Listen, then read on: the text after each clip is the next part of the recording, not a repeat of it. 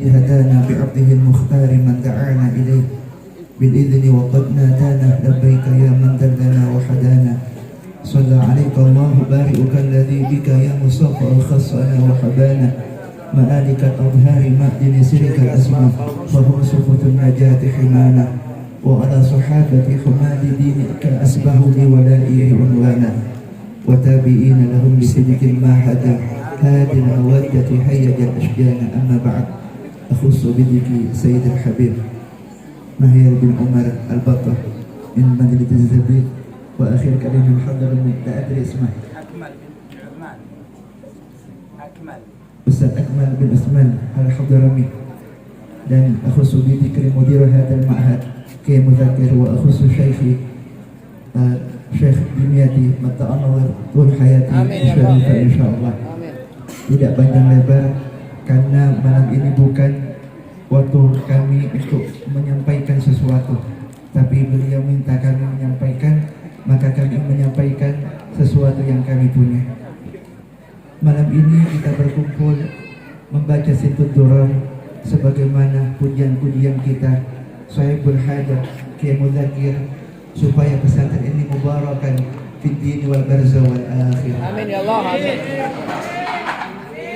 2013 ketepatan malam ini yang kita baca Situd Durar, bukan dia oleh punya guru kita Habib Umar bin Hafid Situd Durar, maka ada satu cerita tentang Habib Ali.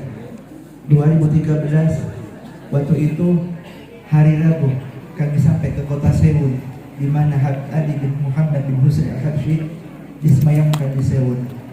Kemudian kami bertemu dengan cucu beliau Habib Ali bin Abdul Qadir bin Muhammad bin Ali Sahibul Maulid. Kami menanyakan kepada beliau, ya Habib, bagaimana dan apa yang kami ambil sebagai orang Indonesia datang ke Hadratul Maut dengan satu petikan cerita hingga bisa mengamalkan. Kok bisa Habib Ali menjadi kutub yang sangat tinggi makamnya dan hampir tiap malam bertemu Nabi Muhammad SAW. Kemudian beliau menceritakan, dulu kakekku Ali bin Muhammad Al-Habsyi Sahibul Maulid yang kita baca malam ini, di waktu kecilnya ayah beliau Muhammad bin Husain Al-Habsyi adalah mufti Makkah Al-Mukarramah, seorang mufti yang setiap sholat 5 waktu beliau berada di tiang Masjidil Haram. Selama usia dari 1 tahun sampai 12 tahun, Ali, kakekku Ali tidak pernah diperbolehkan untuk ikut majlis ayahnya Habib Muhammad bin Husain Al-Habsyi. Pernah suatu hari Habib Ali kecil, pengarang maulid ini, minta kepada ayahnya, ya Abu, balataki bikum ila majlis kami. Saya ingin sekali ikut kepada engkau ke tempat majlis di mana engkau ngajar di Masjidil Haram. Katanya ayahnya Habib Muhammad, ya Ali, jangan kau keluar dari rumah, kau di rumah saja. Khawatir kamu keluar dari rumah melihat sesuatu yang tidak sama dengan ajaranku kepadamu, hatimu akan berubah. Apa yang kita ambil kalau kita di pondok pesantren, karena di rumah saya juga ada pondok pesantren, setiap ada wali santri yang bertanya bagaimana kita punya anak supaya anak itu saleh. Itu adalah rahasia orang tua dulu kepada Allah Subhanahu wa Ta'ala. Bagaimana hubungan kita Bapak Ibu wali santri kepada Allah Subhanahu wa Ta'ala. Jangan hanya mondokkan anak. Habib Ali Al-Habsyi berada di Masjidil Haram, tak boleh keluar dari rumahnya ke tempat tiang-tiang masjid untuk ayahnya mengajar, supaya tidak melihat orang-orang yang sekiranya orang itu merubah hatinya. Coba bayangkan Bapak Ibu, ketika Bapak Ibu anaknya sekolah, orang-orang tarim, kenapa dia 9 tahun hafal 30 juz Quran, 10 tahun hatam Sahih Bukhari, 11 tahun hatam Sunan Abi Dawud? Banyak. Kenapa kok bisa seperti itu? Ibunya, kuncinya ada di ibu. Ibu ketika anak mau berangkat sekolah, ibu mewasiati kepada anaknya, hai anakku, ini makananmu dan ini minumanmu. Jangan kau pernah beli sesuatu selain yang aku kasih hari ini. Orang tarim di sana, anak yang sekolah itu makan minumnya kebanyakan dari ibunya. Tidak boleh beli di sini, tidak boleh beli di situ. Karena apa? Menjaga makanan, menjaga sesuatu yang masuk ke tubuhnya. Dan diwasiati oleh ibunya, ya bunaya, hai anakku, ketika kau sampai ke pintu sekolah, lihatlah gurumu, cium tangannya, dan kau jangan pernah kau berbicara sampai gurumu menyuruh berbicara. Adab didahulukan daripada ini. Al-adab qabla al-ilmi wal iman qabla al-Quran. Tidak adab dulu. Dan ingat, Habib Ali Al-Habsyi mendapatkan makam yang begitu tinggi sekali. Sebab apa? Hubungan ayahnya Habib Muhammad Al-Habsyi dengan Allah begitu kuat. Ada yang dalam riwayat itu kata Habib Ali, ayahnya itu setiap setengah malam sampai adzan subuh tidak pernah tidur, selalu sholat meminta. Makanya ibu bertanya, hai suamiku, apa yang tiap malam kau kerjakan ini dan itu, setiap malam gak pernah tidur, ibadah terus sama Allah.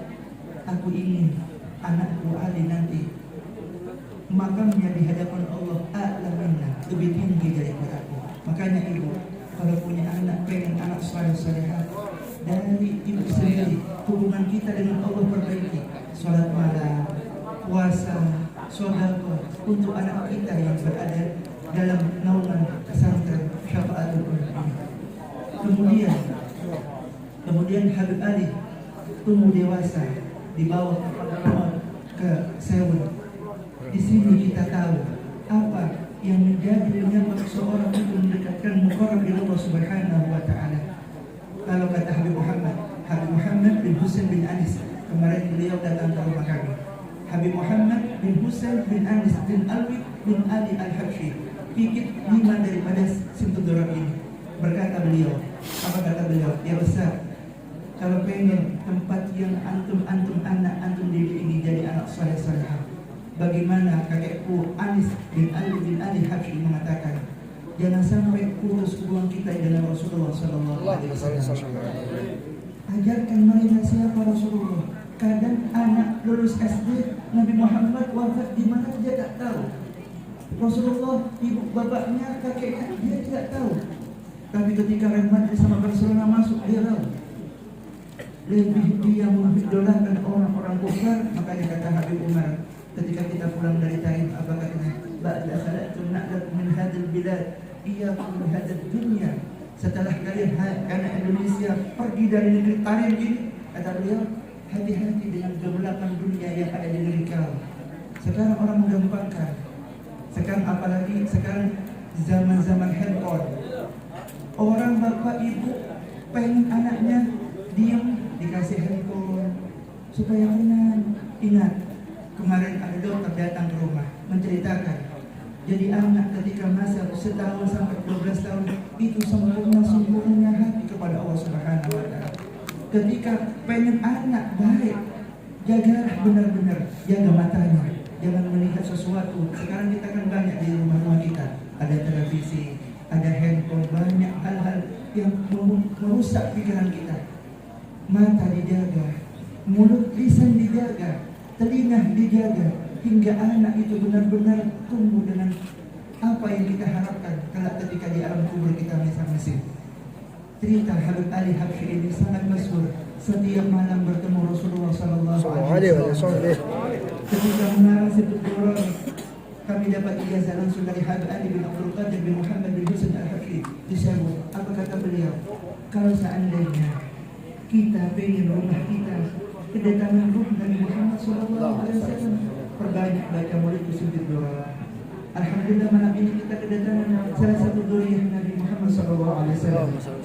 Nazaltum fi manazilina. Habib Ali dalam satu syair mengatakan, nazaltum fi manazilina fajdadat bikum syaraf an tad'afa bin nuzuli ala ya marhaban ahlan wa sahlan biduyana salatuha wal batuli.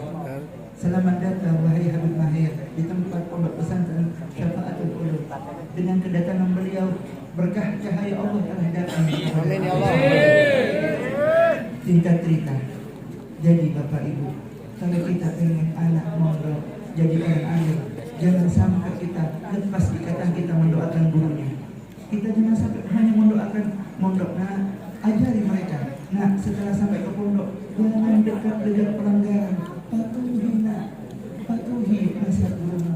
Takdim sama gurumu, doakan, jangan lupa sepertiga malam. Ingat, makanya guru kami saat kami masih ngaji di Batam, Habib Salim bin Abdullah bin Rashad dan Sultan mengatakan, hai Indonesia, kalian tidak akan pernah saya anggap santri sampai kau bangun malam. Kadzdzaba talib ila jannal lailu nama rabbih. Bohong kalau santri ketika malam sudah datang dia tidur dari Tuhannya, kata Habib Salim. Jadi kalau ada santri tidak tahajud, enggak akan saya ada santri. Makanya ikatan hati kita dengan Allah. Hai anak-anak santri yang mondok di Syafaatul Ulum, kalian sudah mulai dewasa. Akan ada lebih ujian. Kalau di sekolah ada ujian tulis, tapi di luar pesantren itu sangat berbahaya. Apa? Ujian pergaulan. Hati-hati nak. Guru kalian mendidik kalian dengan susah payah. Maka dari itu jangan lupa, orang tua selalu bermunajat kepada Allah Subhanahu wa taala. Guru bermunajat, anak bermunajat. Langit Allah Subhanahu wa taala terbuka lebar untuk hati-hati kalian. Makanya dari itu kita doakan mudah-mudahan Kiai Mudzakir pada umur kita tidak selalu dalam ridha Allah Subhanahu wa taala, dipanjangkan usianya, diberkahkan keluarganya, dijadikan anak-anak yang keluar dari syafaat orang-orang yang saleh kemudian Allah Subhanahu wa taala. Itu yang bisa saya sampaikan karena disingkat itu yang disampaikan. Mudah-mudahan ini 4 hari lagi kita akan memulai nisfu Sya'ban. Di malam itu amal kita setahun sudah ditutup. Akan ada amal baru untuk kita semuanya. Rasulullah sallallahu alaihi wasallam setiap menjelang bulan Sya'ban baka ainahu bukaan syadidan. Makanya ada orang-orang NU kan selalu berdoa, Allahumma barik fi Rajab wa Sya'ban wa ballighna Ramadan. Buat pikiran di musala-musala, buat pikiran di masjid-masjid. Itu doa Rasulullah ketika bulan Rajab. Kenapa? Setiap Rajab Sya'ban mulai Sya'ban akhir Rasulullah banyak puasa. Kada ayatuna sa'irat syahri, kata Sayyidah Aisyah. Hampir Rasulullah itu puasa sepanjang bulan Sya'ban. Itu Rasulullah yang sudah dijamin masuk surga. Puasa untuk apa? Mudah-mudahan nanti kelak di alam akhirat bukan hanya kita bersama orang-orang yang kita cintai, tapi kita digandeng dengan Nabi Rasulullah sallallahu alaihi wasallam. Itu dia saya sampaikan.